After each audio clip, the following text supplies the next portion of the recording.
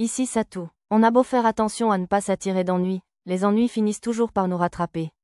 Il ne s'agit pas seulement de les éviter, mais de s'en remettre en minimisant les dégâts, je crois. Tire, il s'enfuit. Lulu, Mia, Arisa pointa du doigt l'abeille crabe mousse en fuite, ses cheveux lilas flottant dans tous les sens. Son adorable équipement la faisait ressembler à une magical girl, mais grâce à ses manières, elle ressemblait davantage à un vaillant petit chevalier.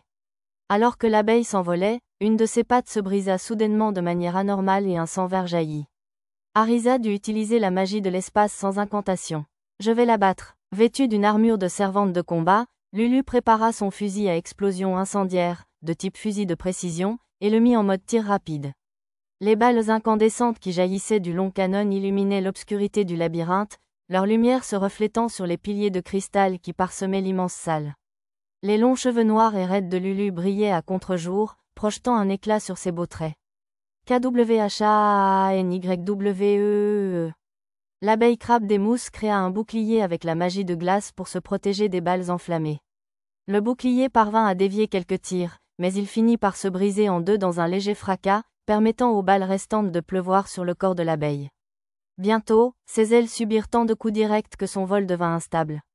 Kyufu du vent. Mia saisit son bâton à deux mains et le brandit tout en lançant de la magie spirituelle. Un vent puissant, d'une force comparable à celle du sort de magie du vent, marteau d'air, projeta l'abeille crabe des mousses en difficulté au sol. L'explosion projeta les couettes vert clair de Mia en arrière, révélant ses oreilles légèrement pointues, signe distinctif d'une elfe. Et ce n'était pas tout ce que le vent fit voler. Le sort de vent fort souleva également les jupes des filles, exposant leurs sous-vêtements colorés. Arisa prit une pose à la Marilyn Monroe et s'exclama « Oh nous tout en me regardant, mais je décidai de l'ignorer. « Espèce de lâche, décide si tu es une abeille ou un frelon, je t'en prie. » s'écria Nana, l'homoncule, avec son air inexpressif habituel.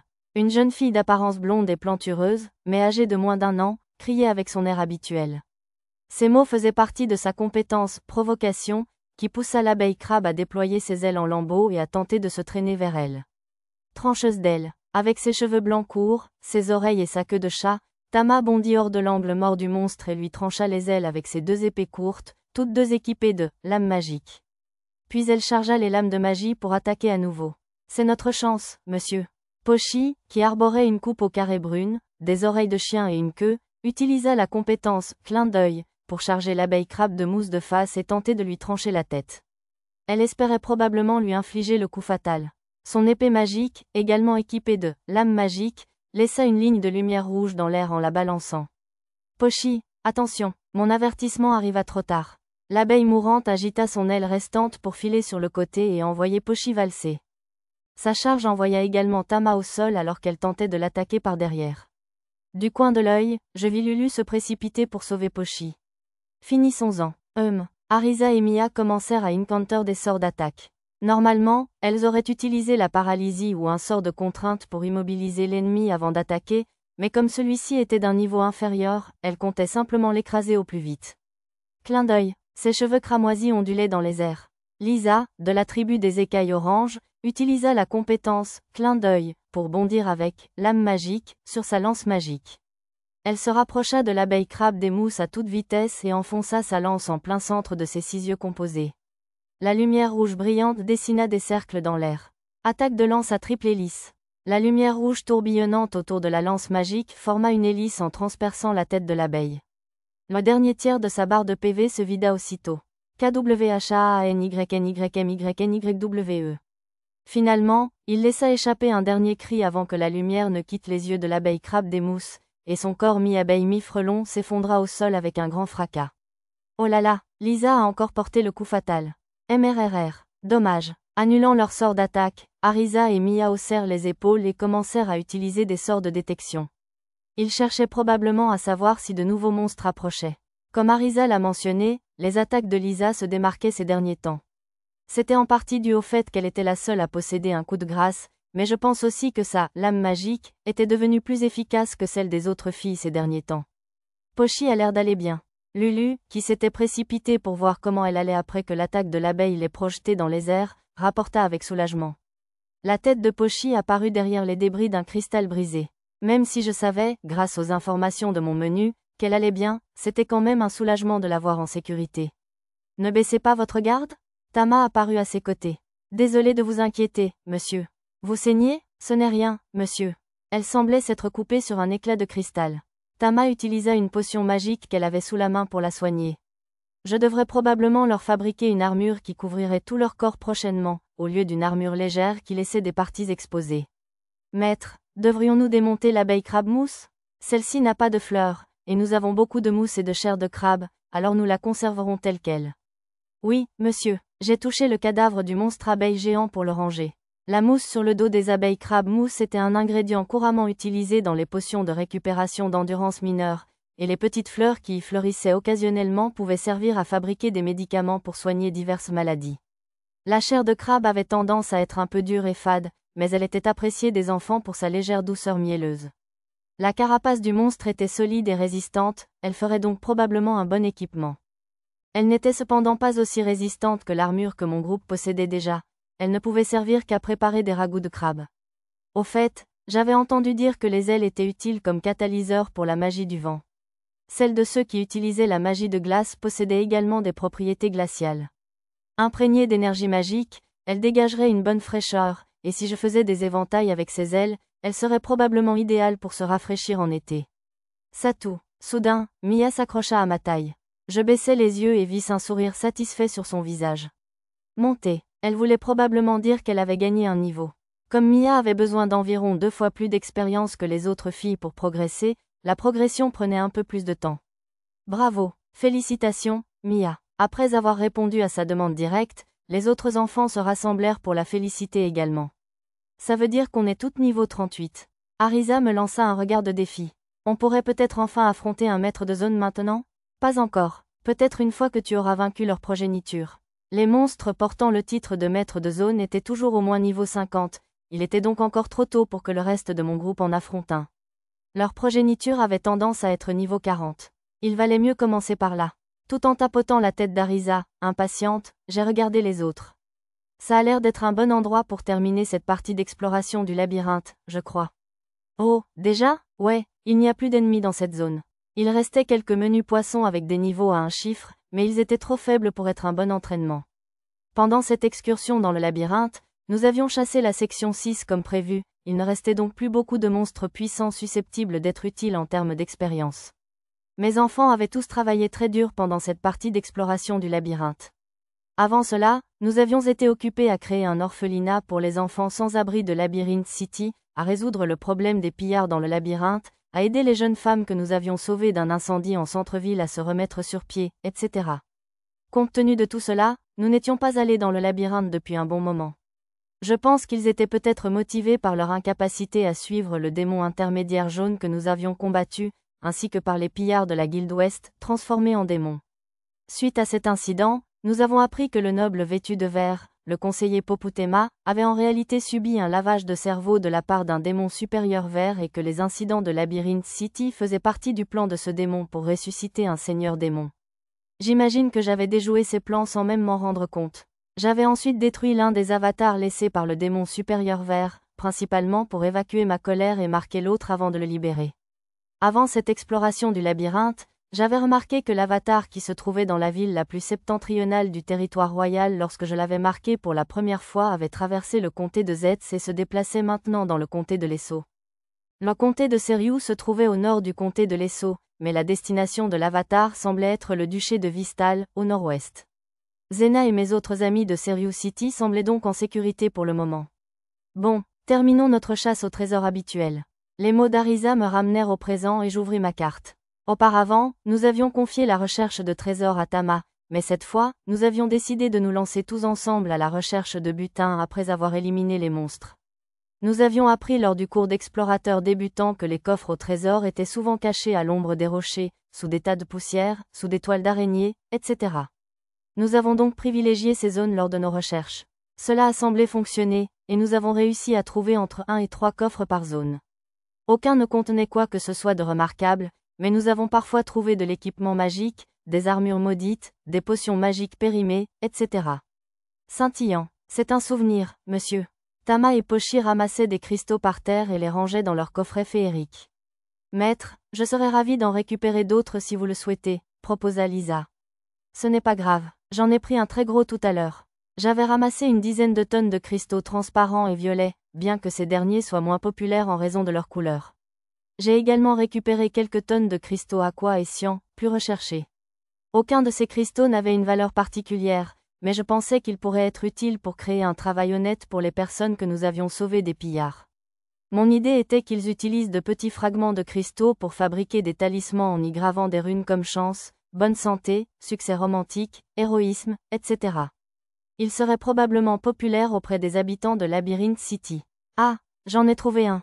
Bien joué, Pochi. J'ai suivi les voies de Pochi et Tama jusqu'à ce que je trouve un immense nid de frelons dans un creux de la paroi rocheuse. Ce qu'elle avait trouvé n'était pas un coffre au trésor, mais un nid d'abeilles crabes des mousses. Le nid de la maîtresse de la région, la reine frelon du cancer des forêts, n'avait que la taille d'une forteresse. La ruche devait donc être relativement jeune. De nombreuses parties du corps de la reine frelon étaient des matériaux précieux, mais la meilleure acquisition était les cristaux de perles de vent que j'avais récupérés de ces 8 paires d'ailes. C'était encore mieux que les énormes quantités de miel et de cire que j'avais obtenues du nid colossal. Doux, tellement délicieux, monsieur. Tama et Pochi ont ramassé des gouttes de miel du nid d'abeilles crabes des mousses avec leurs doigts et ont fermé les yeux de bonheur en le goûtant. Le goût n'était pas aussi riche que celui d'un miel ordinaire, mais il était tout aussi sucré. Il serait probablement utile pour cuisiner et préparer des boissons sucrées. On dirait que ce lot n'a pas fermenté en hydromel. Environ un tiers du miel récolté dans le nid de la reine était maintenant de l'hydromel. Nous avions déjà plus de miel d'abeilles crabes que nous ne pouvions en utiliser, mais comme Pochi semblait si fier de sa trouvaille, j'ai décidé que nous pouvions aussi emporter ce lot. Regarde, c'est un coffre au trésor. Après avoir rangé la ruche, nous avons trouvé un coffre au trésor doré à la place.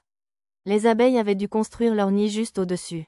Pas de piège? C'est inhabituel. Comme ma compétence, détection de pièges, ne trouvait rien non plus, j'ai utilisé lame enchantée du bout du doigt pour couper le verrou et ouvrir le coffre.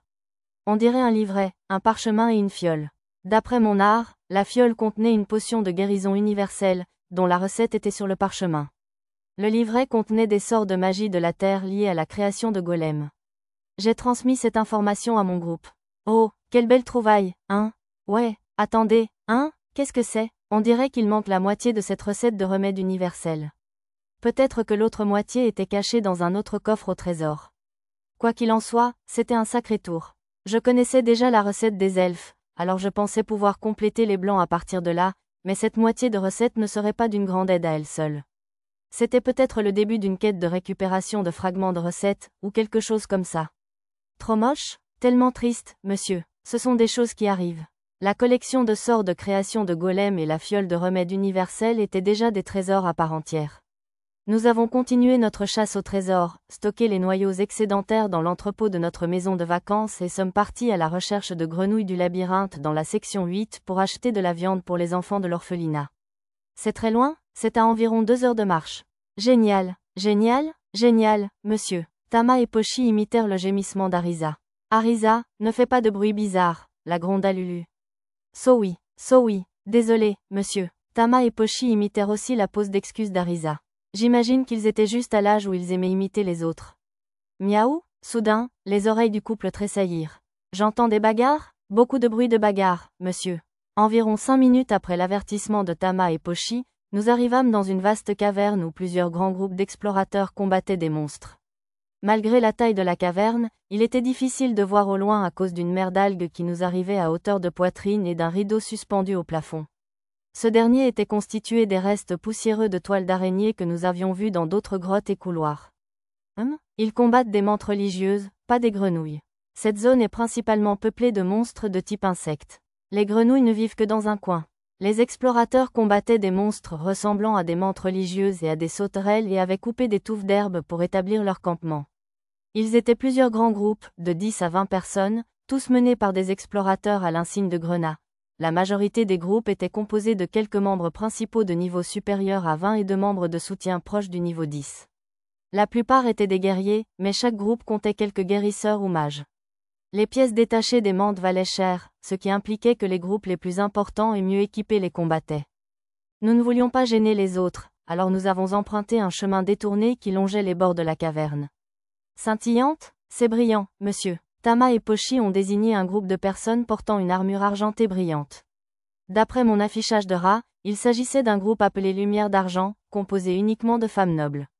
4 guerriers lourdement blindés servaient de chars d'assaut, tandis que les gardes intermédiaires en côte de mailles attaquaient derrière les chars avec des lances et des armes d'ast. Maître, ces filles ne sont-elles pas celles que nous avons sauvées des fourmis déchaînées du labyrinthe? 2 femmes à l'apparence familière s'affrontaient avec une mante précédemment vaincue derrière le groupe en armure.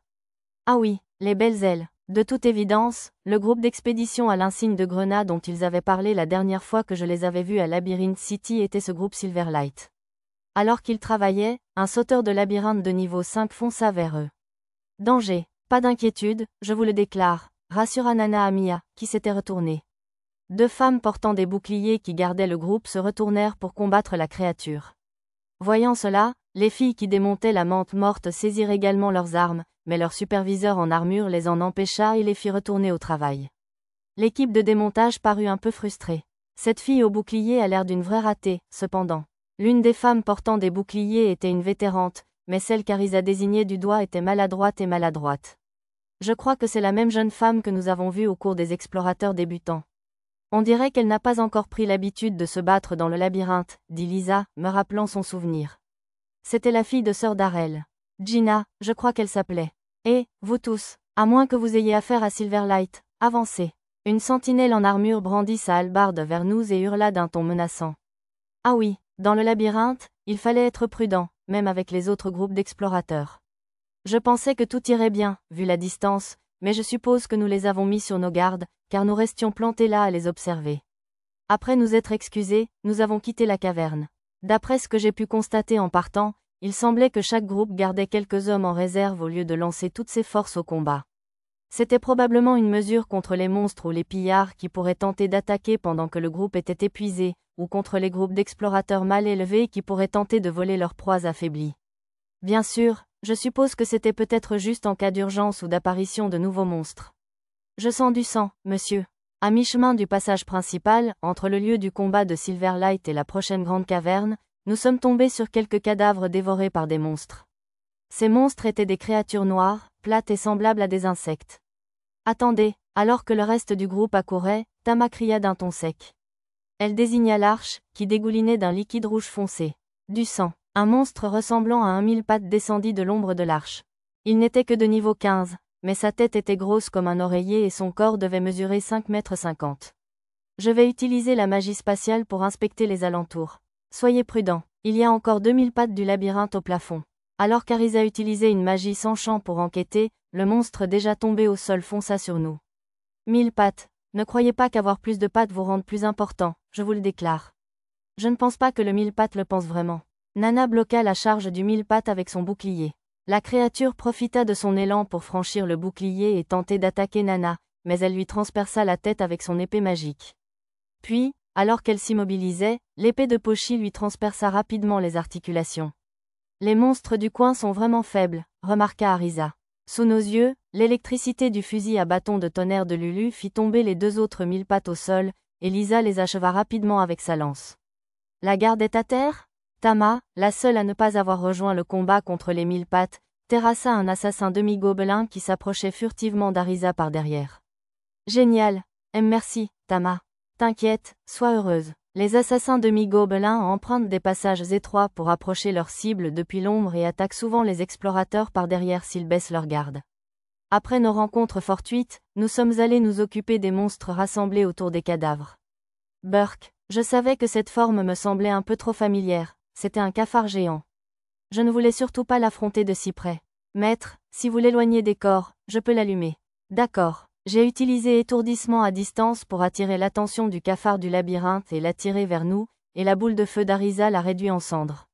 Je suppose qu'ils étaient particulièrement vulnérables au feu. Peut-être que ces pauvres âmes combattaient le cafard quand les 1000 pattes se sont abattues sur eux? Arisa jeta un regard mélancolique au reste à moitié dévoré tandis que Lisa récupérait des insignes de bronze et des mèches de cheveux identifiant les défunts. Affirmatif. Les enfants devraient détourner le regard, je conseille. Les 1000 pattes avaient entraîné les blessés dans les creux de l'arche, alors j'ai utilisé « course du ciel » et j'ai fait redescendre les corps restants au sol. On aurait dit un groupe de 5 personnes. Je vais incinérer les restes. Merci. Arisa a utilisé le sort de magie du feu lance-flamme pour incinérer les corps. Si les corps étaient laissés seuls dans le labyrinthe, ils risquaient de devenir des monstres morts-vivants sans noyau ou maudits. La meilleure chose à faire était de récupérer les pièces d'identité des cadavres rencontrés, puis de les brûler. Je suppose qu'il n'y a pas eu de survivants? Je vais vérifier. J'ouvris ma carte, mais je ne vis aucun explorateur se déplacer en petits groupes par ici. En tournant à gauche au carrefour un peu plus loin, nous trouverions un groupe important d'une vingtaine d'explorateurs en attente dans une grande caverne, et quelques autres explorateurs plus loin dans ce passage agissant seuls, mais il s'agissait probablement d'éclaireurs pour le grand groupe, et non de survivants de celui-ci. On dirait bien. Alors que j'allais fermer la carte, je remarquai quelque chose d'inhabituel. Le groupe d'éclaireurs en question n'avait apparemment pas réussi à attirer un ou deux monstres solitaires, et maintenant, ils couraient vers la grande caverne, poursuivis par plusieurs dizaines de monstres. Sous mon regard, le nombre de monstres augmenta, pour bientôt atteindre une horde de 50 ou 60. Oh, on dirait un massacre en chaîne. Oh là là, ça faisait un bail que je n'en avais pas vu. Comme l'avait dit Arisa, on n'avait pas vu de massacre en chaîne depuis que les pillards en avaient mené un, façon kamikaze, vers le campement de l'armée du labyrinthe. On en croiserait un aussi la première fois qu'on serait entré dans le labyrinthe de Célivra. Tu crois que ça va aller? Bon, on est sain et sauf. Le problème, c'était le grand groupe dans la caverne. Ils étaient en infériorité numérique, et pire, leur niveau n'était pas terriblement élevé. Il y avait environ 5 membres principaux au-dessus du niveau 20, mais la quinzaine d'autres n'étaient que de niveau 5 à 10, donc ils n'auraient probablement pas de chance face aux monstres du coin. Pour dire les choses franchement, ils étaient foutus. Même le cafard et les 1000 pattes du labyrinthe que mon groupe venait de vaincre facilement étaient de niveau 9 à 15. Que le groupe soit complètement anéanti ou non, les pertes parmi les membres non essentiels seraient probablement lourdes. Nous n'étions pas obligés de les aider, bien sûr, mais je me sentirais coupable de les laisser tranquilles. Mes filles pourraient probablement gagner sans se blesser. Peut-être devrions-nous aller jeter un œil. On peut faire un petit détour? Le reste de mon groupe a accepté avec enthousiasme. Dégagez, si vous nous bloquez le passage, on vous taille en pièces. Juste au moment où nous arrivions au carrefour, 2 hommes, épées dégainées, ont surgi en courant de la grande caverne. Tous deux étaient couverts de sueur et de sang, et leurs expressions paniquées suggéraient qu'ils allaient vraiment nous attaquer si nous n'étions pas prudents. Je préfère éviter le danger autant que possible, alors nous nous sommes écartés et les avons laissés passer. Bessot, 3 et les nouveaux ne nous suivent pas. Bah, laissez ces idiots. S'ils se font dévorer, ça devrait ralentir suffisamment les monstres pour qu'on puisse filer. C'est vrai, tu as compris, Bessot. J'entendis les voix des hommes qui couraient dans l'autre sens. Je suppose qu'ils avaient abandonné leurs camarades. Il y avait une sacrée distance entre la sortie du labyrinthe et la sortie. Je n'étais pas sûr qu'ils y arriveraient seuls, mais ce n'était pas vraiment mon problème, et je les ai rapidement effacés de mon esprit. Ce sont les mêmes types que nous avons vus lors de l'autre massacre. Vraiment? Oui, maître, aucun doute. Arisa et Lisa ont reconnu les hommes du massacre du labyrinthe. Maître, des ennemis approchent, je vous signale. Je ne voulais pas vraiment sauver ces imbéciles, mais ils se dirigeaient vers la chambre des abeilles, alors j'ai décidé de vaincre les monstres qui les poursuivaient pour la sécurité de nos terrains de chasse. Sur mon ordre, le fusil à flamme de Lulu, le sort de magie spirituelle de Mia, vent aigu, et le sort de magie de feu d'Arisa, tir de feu en chaîne, ont réduit en miettes les monstres qui approchaient en quelques secondes. Eh bien, ça n'a pas l'air terrible. Bien que les explorateurs soient clairement désavantagés, leur ligne de front n'était pas encore effondrée. Leur chef devait être un commandant exceptionnel. Cela dit, ils étaient acculés dans un recoin de la caverne. Dès qu'une partie de leur rang s'effondrerait, ils pourraient tous être anéantis à tout moment. Les explorateurs étaient encerclés par des monstres cafards. Nous avancions pour attaquer par le côté opposé. Mia, au signal, illumine la pièce avec la magie spirituelle. Dès qu'elle le fera, Arisa, tu enverras une boule de feu sans champ au milieu des monstres. Quand elle touchera, je les éloignerai des explorateurs pour que l'avant-garde puisse attaquer et détruire les cafards. Lulu, protège Arisa et Mia, s'il te plaît. Tout en expliquant le plan de bataille, j'ai lancé enchantement, protection physique sur le groupe. Au fait, le pistolet à flamme de Lulu étant trop puissant, je lui ai dit de ne pas l'utiliser. J'ai également demandé à l'avant-garde de s'abstenir d'utiliser les techniques de lame magique et de fondation, et à Arisa d'utiliser toute autre magie sans champ ou magie spatiale. Ces restrictions n'étaient pas un handicap lié à un jeu, mais une question de confidentialité. Bon, voilà la cavalerie. Attendez une seconde, Arisa. Je l'ai attrapée par le col avant qu'elle ne puisse foncer. Saluons-les avant de charger pour les sauver. Oh, bien vu. Je détesterais qu'ils nous prennent pour des pillards et nous attaquent. Le groupe de Silverlight semblait se méfier des autres explorateurs, et comme ceux-ci étaient déjà paniqués, ils pourraient penser que nous étions là pour profiter de leur situation. Ici le groupe d'explorateurs Pendragon. Nous sommes là pour vous aider. Merci beaucoup. Si nous sortons d'ici vivants, on vous offre des bières à volonté. Je m'attendais à de l'hostilité, mais le chef du groupe a immédiatement accepté notre aide. Je suppose qu'ils étaient vraiment dans une situation délicate. Mia, maintenant, Yuku lumière du soleil. D'abord, la magie spirituelle de Mia illumina le champ de bataille depuis le plafond. Aussitôt, la boule de feu d'Arisa explosa au centre du groupe de cafards. Les monstres touchés s'enflammèrent, et le feu se propagea à ceux qui l'entouraient. Me glissant au milieu de la poussière et des flammes, j'utilisai mon sort de magie pratique préféré, main magique, une sorte de psychokinésie magique, pour projeter les cafards loin du groupe d'explorateurs acculés. Burk, dégoûtant. MRRR. Je comprenais trop bien le dégoût d'Arisa et de Mia. Je ressentais la même chose. Laissez aux pires insectes le soin de s'adapter en plein vol et de prendre leur envol. Allons-y. Taliou, charge, monsieur. Commencez l'extermination. Aucune pitié, je le déclare. Les 4 combattants d'avant-garde chargèrent au combat, leurs épées et lances magiques illuminées. Ce fut un véritable massacre. Pochi enfonça son épée dans un cafard jusqu'à la garde, le privant de vie en un éclair. Les lames jumelles de Tama dansèrent, tranchant la santé des cafards sans leur laisser la moindre chance de contre-attaquer. Nana fendit les cafards au sol avec son épée magique et écrasa ceux qui s'élançaient pour l'attaquer d'un coup de bouclier. C'était un style de combat très dynamique. Lisa fonça parmi les cafards, sa lance les transperçant l'un après l'autre avec des attaques à la vitesse de l'œil. Quelle victoire éclatante! Zut, il transperce ses carapaces dures comme un clou. TCH, je pourrais faire ça aussi, si j'avais des armes magiques. Nuon, je ne crois pas. Mon épée mantis est aussi une épée magique, tu sais, mais bon, tu as vu ce qu'elle peut faire. Ma compétence, oui fine, capta les voix du groupe d'explorateurs. J'utilisais la main magique pour contrôler les trajectoires des cafards afin que les explorateurs ne soient pas attaqués par plus de créatures qu'ils ne pouvaient en gérer simultanément. Je suppose donc qu'ils avaient assez d'énergie pour discuter. J'avais déjà fabriqué des épées mantis, mais je ne pensais pas que le simple fait d'utiliser des pièces d'une mante soldate suffisait à les qualifier d'épées magiques. Transformer des morceaux de monstres en une véritable arme magique demandait beaucoup de travail supplémentaire, après tout. De plus, contrairement à la lance de criquet magique de Lisa, l'épée de ce type ne brillait pas d'un rouge intense. Bien sûr, l'avant-garde n'était pas la seule à semer la zizanie. L'arrière-garde travaillait aussi d'arrache-pied. BWAA. Les cafards sont des ordures. Arisa s'emballait un peu. Oh là là, ils brûlent facilement. Je crois que je vais essayer le cercle de feu la prochaine fois. Malgré tout, elle utilisait les incantations à chaque fois et veillait à ne pas viser l'avant-garde ni les membres du groupe adverse. Maître, au-dessus de vous. Lulu pointa du doigt un mille-pattes labyrinthique rampant au plafond. Je l'avais discrètement balancé avec main magique, mais je suppose qu'il était revenu. Vas-y, tire, Lulu. Oui, monsieur. Une boule de feu du pistolet à bâton de feu de Lulu abattit le mille-pattes. Contrairement au fusil à feu de type fusil, celui-ci était une sorte de bâton à la silhouette de fusil. Lorsqu'on appuyait sur la détente, il absorbait une partie de la magie du porteur et projetait une petite boule de feu hors de la pierre de feu au bout du canon. Lulu n'avait pas autant de puissance magique qu'Arisa ou Mia, mais maintenant qu'elle était au niveau 38, elle en avait largement assez pour utiliser le fusil à feu pendant un certain temps sans s'épuiser. Alors que le mille-pattes s'effondrait, je l'ai achevé avec mon épée de fée. J'ai ensuite laissé Lulu garder Arisa et je suis allé rejoindre les explorateurs avec Mia, qui portait maintenant un brassard d'infirmière rouge. Il va sans dire qu'Arisa était celle qui avait fabriqué cet accessoire de cosplay.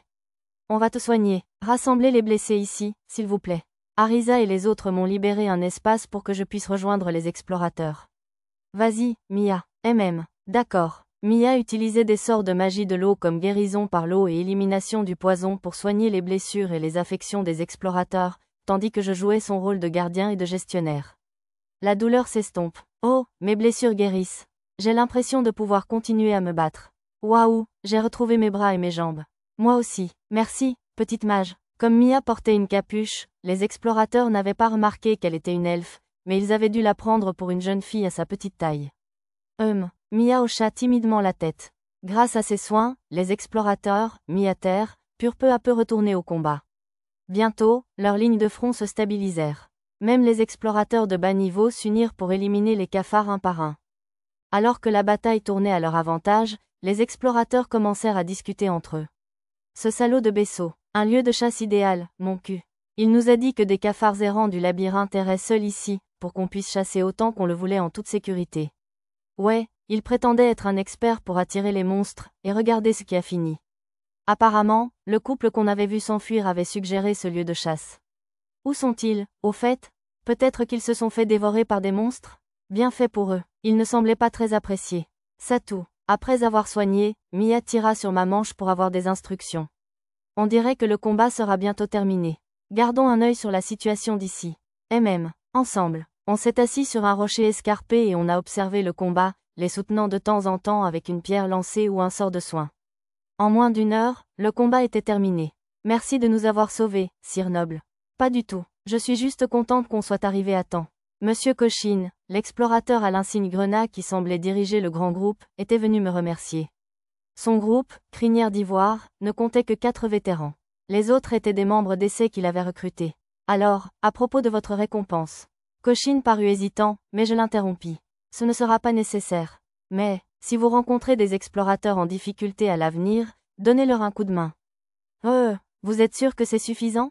Ça ne semble pas grand-chose. Koshin, vous ne savez pas grand-chose en dehors de l'exploration, n'est-ce pas? L'interrompit l'homme à lunettes debout à côté de Koshin. Il veut dire, transmettre une faveur, n'est-ce pas, Sire Noble? Transmettre une faveur. Je suppose que le royaume de Shiga a aussi un concept comme, donner au suivant. Je fis un signe de tête à l'homme, qui expliqua le concept en détail à Koshin. Au même moment, d'autres explorateurs s'approchèrent pour faire leur rapport. Koshin, ce salaud de Besso est introuvable. On a trouvé les 2 nouveaux qu'il avait amenés morts dans le couloir près du nid. Il devait y avoir des victimes avant notre arrivée. On a trouvé ce 3. Il dormait derrière un rocher. D'après ce que j'avais entendu, ce 3 faisait partie du groupe de Besso. Celui qui avait crié a traîné 3 jusqu'à Koshin pour l'interroger. D'après lui, ils avaient tenté de récupérer un ingrédient rare appelé « bave envoûtante » dans le nid de cafard du labyrinthe, mais avaient échoué, provoquant une invasion de monstres. Maître, j'ai récupéré les noyaux des monstres que nous avons vaincus. Souhaitez-vous que nous commencions également à collecter les autres matériaux?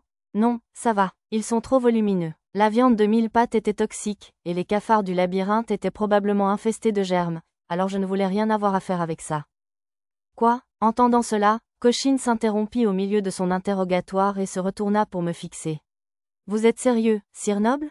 Il m'expliqua que les carapaces de 1000 pattes étaient un matériau populaire pour les boucliers et les armures, et que les ailes et les carapaces des cafards étaient précieuses pour la fabrication d'armures légères pour les éclaireurs. Même les poches à venin des 1000 pattes et les glandes puantes des cafards pouvaient être vendues aux guildes d'alchimie ou au marché noir. N'hésitez pas à les vendre vous-même, alors. Nous avions déjà plus de matériaux pour le labyrinthe que nous ne savions quoi en faire. Prendre tout ça comme récompense pour les avoir sauvés me semblait absurde. Monsieur Koshin, nous avons récupéré tous les noyaux. Sauf ceux qui appartiennent aux petites dames de Monsieur Noble, bien sûr. On commence à les décomposer? Oui, allez-y. Monsieur Koshin accepta un sac de noyaux des mains de l'homme ensanglanté, puis se tourna vers moi. Monsieur Noble, nous acceptons avec gratitude ces matériaux. Alors, emportez au moins les noyaux. Ce serait gênant de continuer à décliner toutes ces offres. Je cédai et acceptai le sac de noyaux qu'il me tendait. Bon, on y va. Monsieur Noble, dès que nous serons de retour à la surface, on vous offrira quelques verres, comme promis. Bien sûr, j'ai hâte. Après avoir salué Koshin et ses compagnons, nous avons quitté le site de démontage des cafards. Pas de grenouilles? Plein d'explorateurs et de Monsieur Mouche, monsieur. Lorsque nous sommes enfin arrivés à la zone des grenouilles, qui faisait à peu près la taille d'une cour d'école, il n'y avait pratiquement plus de grenouilles du labyrinthe. Les quelques-unes qui restaient se battaient déjà contre d'autres explorateurs. Il y avait quelques fosses à l'odeur de pourriture dans le sol accidenté, pleines d'entrailles de grenouilles du labyrinthe abandonnées et autres. Les mouches cadavres du labyrinthe, de la taille d'un chiot, que Pochi avait montré semblaient s'en nourrir. Comme elles semblaient avoir beaucoup à manger, elles n'attaquaient pas les gens tant qu'on ne les dérangeait pas. Il y a vraiment beaucoup de monde ici, a observé Lisa. Il y avait près de 10 groupes différents dans la zone, dont certains que j'ai reconnus. Parmi eux se trouvait un groupe d'environ 8 exploratrices que j'avais sauvées des pillards, menées par leur grande sœur, Sumina. D'habitude, ils chassaient dans les zones réservées aux explorateurs de bas niveau, avec les pommes de terre, les haricots, etc. Mais aujourd'hui, on aurait dit qu'ils étaient en expédition avec leurs membres de haut niveau. Maître, n'y a-t-il pas des grenouilles quelque part? Si, là-dedans. J'ai pointé du doigt un étang boueux au centre de la grande zone. Des explorateurs dotés d'attaques à longue portée ou de la compétence provocation étaient rassemblés sur ces rives, attendant que les grenouilles émergent de l'eau. Certains avaient même attaché des cordes autour de mouches cadavres du labyrinthe et les avaient jetées dans le lac pour tenter d'attirer les grenouilles. Ça me rappelle camper près d'un point d'apparition de monstres rares dans un MMORPG. Ouais, c'est assez brutal, ai-je acquiescé. J'ai emmené mon groupe dans une zone moins fréquentée. Pêche, maître, il y a des pêcheurs, je vous signale. Montée sur les épaules de Nana, Mia a pointé du doigt des pêcheurs sur la rive. C'étaient probablement des explorateurs, mais ils m'ont semblé être des pêcheurs. Je me suis approchée et leur ai parlé. Des touches? Rien que des poissons sans yeux aujourd'hui. Impossible de pêcher une seule langouste. Le sympathique pêcheur m'a expliqué que les langoustes étaient des écrevisses de la taille d'un homard qui se déguisaient en rocher. Miam, les langoustes et les poissons sans yeux se vendent cher, mais ils ont un goût un peu trop boueux à mon avis, vu qu'ils viennent d'une ville portuaire. Alors ils les cuisinent sans même les laver? Bien qu'il ait dit qu'elles se vendaient cher, les affiches que j'ai vues plus tard à l'entrée du labyrinthe indiquaient que les poissons sans yeux valaient 2 pièces de cuivre chacun, et les langoustes une grosse pièce de cuivre. Qu'est-ce que vous êtes venu pêcher? On pêche la grenouille, monsieur. Hein? À la réponse de Pochi, le pêcheur a levé les yeux de la surface de l'eau pour nous fixer, incrédule. Au bout d'un moment, il a soupiré et a expliqué. Les grenouilles ne viennent pas par ici. Tu vois ces fleurs rouges? Elles détestent l'odeur, alors elles s'en tiennent éloignées. Il fit un signe de tête vers les fleurs rouges semblables à des lotus flottant à la surface de l'eau. Quelle gentille personne. Si tu veux attendre les grenouilles au bord du lac, tu ferais mieux d'aller là-bas, derrière ces rochers. Ne reste pas au bord de l'eau. Sinon, alors qu'un autre pêcheur commençait à nous avertir, nous avons vu l'un des explorateurs près des rochers en question être entraîné dans l'eau avec fracas. Le reste de son groupe, paniqué, l'a tiré précipitamment à la surface avec une corde qui semblait lui servir de ligne de vie. J'allais aller aider, mais je suppose que ce ne serait pas nécessaire. J'ai remercié les pêcheurs et nous nous sommes dirigés vers les rochers en question. Bon, on pêche des grenouilles? J'essaierai, j'ouvrirai mes yeux comme des soucoupes, monsieur. À l'inverse, Pochi, ça risque d'être dur. Ça ira. J'ai utilisé mon radar pour localiser la zone où se trouvait le plus de grenouilles labyrinthiques, puis le sort, voir à travers, pour les localiser. Puis j'ai sorti un harpon de mon sac de garage, j'y ai attaché une corde et je l'ai lancé sur l'une des grenouilles sous l'eau. GWELOROON. Le harpon transperça la chair d'une grenouille du labyrinthe, qui hurla de rage et remonta à la surface. Bien que la grenouille pesât probablement plus de 300 kilos, elle n'était que de niveau 13, nous l'avons donc achevée sans difficulté. Les grenouilles de la zone semblaient un peu plus petites que celles que nous avions affrontées auparavant. Salut, jeune homme, tu peux me donner des os et du cartilage? Je te jetterai les entrailles. Donne-nous aussi la peau, si tu n'en as pas besoin. On peut même la décomposer, aussi vite que tu veux. Tandis que je regardais Lisa et les autres décomposer la grenouille, 2 explorateurs arrivèrent derrière moi, de grands paniers sur le dos. Je remarquai qu'ils portaient tous deux le titre de pilleurs. Pas besoin de ça, je te donne volontiers les os et la peau en échange de l'élimination des déchets, mais on garde le cartilage. Le cartilage de grenouille du labyrinthe Free était l'un des plats préférés du maître de guilde. Dis donc, à quoi te sert la peau, au fait? Demanda Arisa avec curiosité. On en vend aux ateliers. Ils nous ont dit que la peau de grenouille labyrinthique servait à fabriquer des sacs imperméables, des vêtements de pluie pour les zones aquatiques, etc. J'avais des recettes pour certaines de ces choses dans mes documents, mais elles ne semblaient pas très efficaces, alors je n'avais pas l'intention de les fabriquer. Gagnant du temps en laissant les pillards se débarrasser des déchets, nous avons pêché 2 autres grenouilles et les avons vaincues facilement, obtenant ainsi assez de viande pour nourrir les enfants de l'orphelinat. Soumina et d'autres explorateurs m'ont demandé mon astuce pour trouver des grenouilles sous l'eau, mais je ne pouvais pas vraiment leur dire la vérité. J'ai utilisé ma compétence « fabrication » pour inventer une réponse arbitraire. Je me fie simplement à mon instinct et je guette les bulles à la surface de l'eau, je suppose. Il y a un groupe en rouge plus loin, je vous signale. Monsieur Kinkuri, sur le chemin. Une fois notre chasse aux grenouilles terminée, nous sommes retournés à la première salle de la section 1.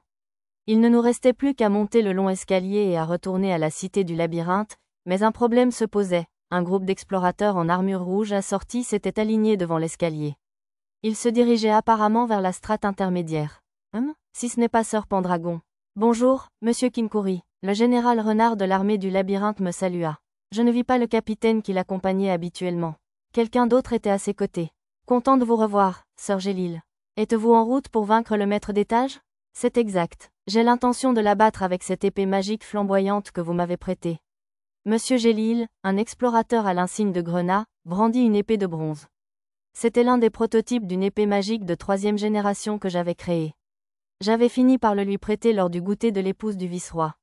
Je pourrais facilement les produire en masse avec l'aide d'Arisa et de Mia, mais comme ils étaient bourrés de technologies secrètes, j'hésitais à les distribuer librement.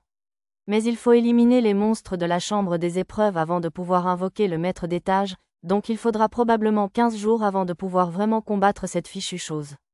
Eh bien, je n'ai aucun doute sur votre réussite, Sir Gélil. Ça avait l'air plutôt difficile, mais au moins, il n'avait pas un planning ridiculement serré.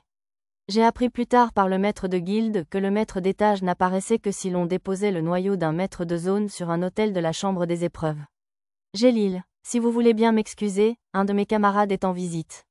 Bien sûr, que la fortune vous accompagne. Bonne chance. Tandis que l'homme renard et moi l'encouragions, Gélil fit demi-tour et partit, sa cape rouge flottant derrière lui. Je pris congé de l'officier renard et nous retournâmes à la surface. On dirait que les opérations de récupération sont presque terminées. En passant la porte ouest de la cité du labyrinthe et en traversant la place, Arisa regarda autour d'elle. Il faisait plutôt chaud, peut-être parce que nous étions restés si longtemps dans la fraîcheur souterraine. Le reste de mon groupe semblait également en sueur. Ouais, on dirait qu'il ne reste plus qu'à reconstruire la tour de la Guilde de l'Ouest. Moins de 15 jours s'étaient écoulés depuis que le roi pilleur Ludaman s'était transformé en démon intermédiaire et avait saccagé la Guilde de l'Ouest. La rapidité des réparations était probablement due aux golems mécaniques et à la magie architecturale des mages de la Terre. Eh, jeune maître, vous voulez goûter à nos nouveaux takoyaki? Nous interpella Neru, une lycéenne rousse, depuis l'un des stands. Elle portait un débardeur et pas de soutien-gorge, probablement à cause de la chaleur du grill plat sur lequel elle travaillait. Je ne savais pas où chercher. C'était l'une des filles que j'avais sauvées de l'incendie du centre-ville. Ces filles, ainsi que celles que nous avions sauvées des pillards, travaillaient désormais dans des stands de nourriture et autres endroits similaires pour gagner leur vie, sous la protection de mon pseudonyme Kuro. Bien sûr, merci. Combien ça coûtera d'en avoir assez pour tout le groupe? Oh, on ne peut pas vous prendre d'argent, jeune maître. Neru a essayé de refuser, mais j'ai insisté pour la payer. Regardant avec tendresse les filles souffler sur leur takoyaki brûlant, j'ai pris une bouchée de mon propre takoyaki. Délicieux. C'est du poulpe du labyrinthe? Pas tout à fait. Neru a souri fièrement. C'est de la chair de poulpe kraken que le seigneur Kuro nous a procurée. Pendant que mon groupe séjournait dans le labyrinthe, j'étais remonté à la surface sous la forme de Kuro et j'avais apporté une partie de mon surplus de kraken poulpe et de serpents de mer aux immeubles où Neru et les autres séjournaient. J'en avais aussi vendu en gros à quelques grandes entreprises. Waouh, c'est impressionnant. Oh, mec, ce n'est pas la réaction que j'espérais.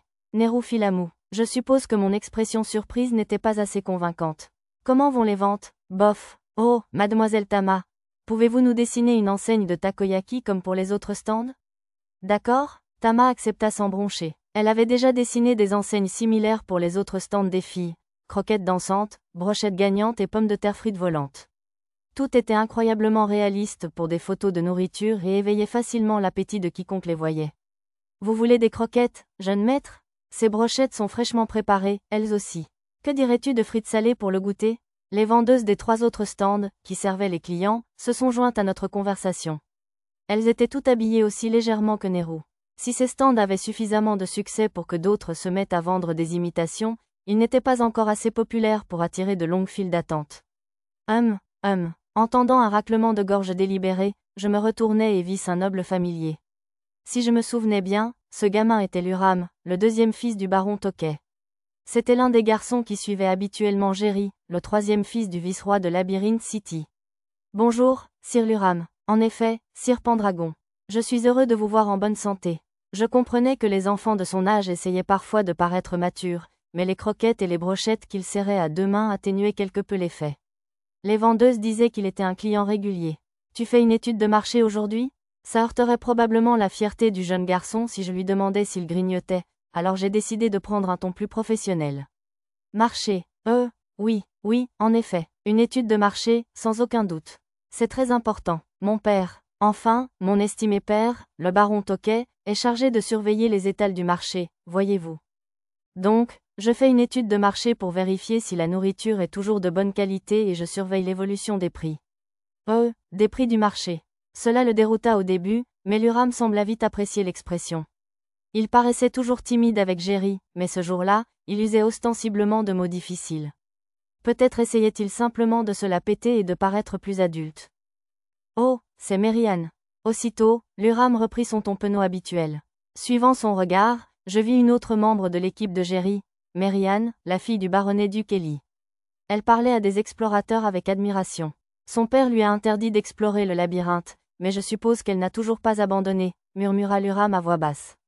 À en juger par les bruits, ses parents lui avaient probablement interdit l'accès au labyrinthe après qu'elle, Jerry et leurs amis soient partis explorer et que leur vie ait été mise en danger par l'ancien vice-roi par intérim Sokkel et ses machinations. Je n'étais pas particulièrement proche de ces enfants, et je craignais qu'ils ne me demandent de les emmener dans le labyrinthe si je leur parlais trop. Je m'assurais que nous partions à la première occasion. Bienvenue, jeune maître. Bienvenue. Après avoir pris une calèche pour rentrer au manoir, nous fûmes accueillis par la femme de chambre en chef, mademoiselle Mitteruna, les femmes de chambre principales, Rosie et Annie, et les jeunes femmes de chambre en formation. Merci, Mitteruna, s'est-il passé quelque chose pendant notre absence? Je tendis mon manteau à une femme de chambre tout en parlant. Juste après votre départ pour le labyrinthe, un messager du vicomte Siemon est arrivé. Mademoiselle Mitteruna me tendit un paquet. Il devait avoir terminé les parchemins que j'avais commandés. Mais demande cette fois, lumière de fée, que je pensais être profitable au vicomte, comme les sorts de feux d'artifice. Contrôle de la brume et paralysie de la cité d'eau, que j'avais fabriqué lors de notre voyage maritime sur la route du sucre. Et grenade flash, grenade assourdissante et coupe dimension, qui semblaient utiles pour l'exploration du labyrinthe. Parmi ceux-ci, contrôle de la brume et grenade flash servaient à obscurcir le champ de vision des ennemis, paralysie de la cité d'eau et grenade assourdissante permettaient de neutraliser les ennemis sans les tuer, et coupe dimension permettait de vaincre les monstres sans endommager la chair. J'ai également transmis vos demandes supplémentaires pour le vicomte Siemon. Super, merci beaucoup. Les parchemins supplémentaires que j'avais commandés étaient des sorts originaux que j'utilisais pour utiliser des outils magiques et ma capacité menu. Ils servaient d'intermédiaire pour les sorties de sorts technologiques que j'avais créées précédemment, comme enregistreur d'images, enregistreur de son, sortie standard et affichage graphique, et permettaient même de saisir des données sur un clavier imaginaire. Les parchemins s'appelaient clavier virtuel, entrée de données et sortie de données. Il s'agissait de sorts de magie pratiques de moindre importance, ils devraient donc être terminés d'ici une dizaine de jours. J'ai trié toutes les autres lettres que vous avez reçues de l'expéditeur. Merci, Mitteruna. Les lettres étaient rangées dans une boîte sur le bureau de mon bureau.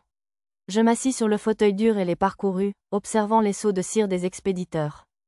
La plupart provenaient de nobles de la cité du labyrinthe, comme l'épouse du vice-roi, mais quelques-uns appartenaient à des connaissances nobles du duché d'Ugosh.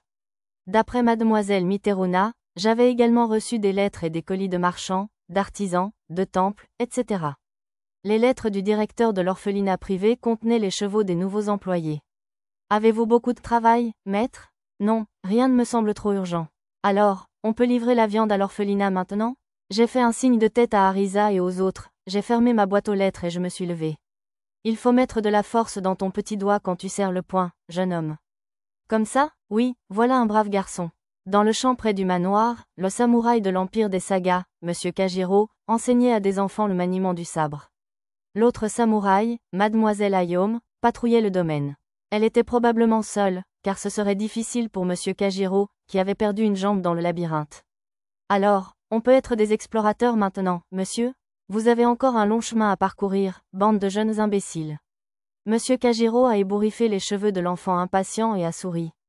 Zut alors, mais je veux manger de la viande tous les jours comme Pochi et Tama. Oh, je m'en souviens maintenant. C'étaient les enfants qui avaient juré, lors de la soirée steak haché que nous avions organisée à l'orphelinat, de devenir des explorateurs quand ils seraient grands. Je suppose qu'ils travaillaient vraiment dans ce sens.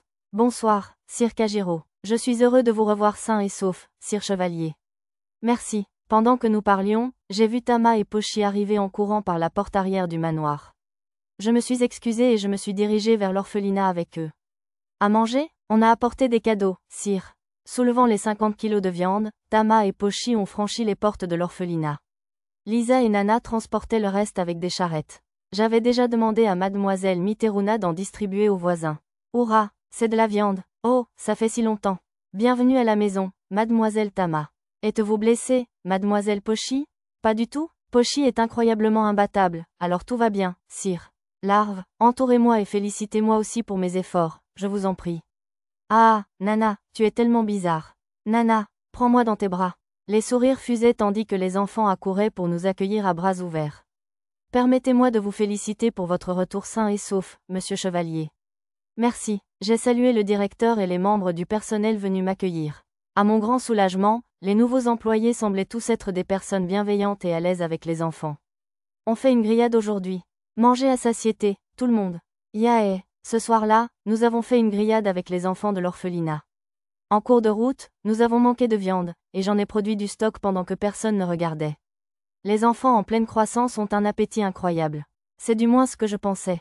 Miam, Pochi peut encore manger beaucoup de viande, monsieur. Vous, les enfants, vous en avez pris de si petites portions. Vous devez manger plus pour devenir grand et fort, vous savez. Mais je suppose que c'était mes enfants qui avaient le plus gros appétit. Les ventres de Pochi et Tama gonflaient à vue d'œil, mais la vraie question était de savoir où Lisa emmagasinait toute cette graisse sur sa silhouette élancée. Le monde est vraiment plein de mystères.